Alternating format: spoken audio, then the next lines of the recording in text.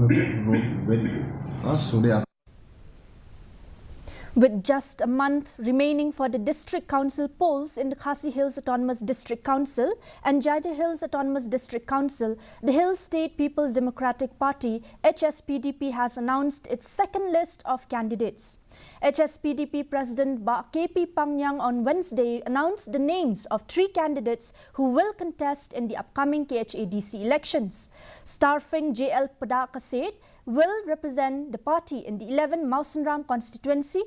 Pinda Wadri will contest from the 24 Paryong constituency and Srali Rashir from the 29 Maushan Road constituency. Yes, the second list of the candidates of the party will be announced immediately after this evening.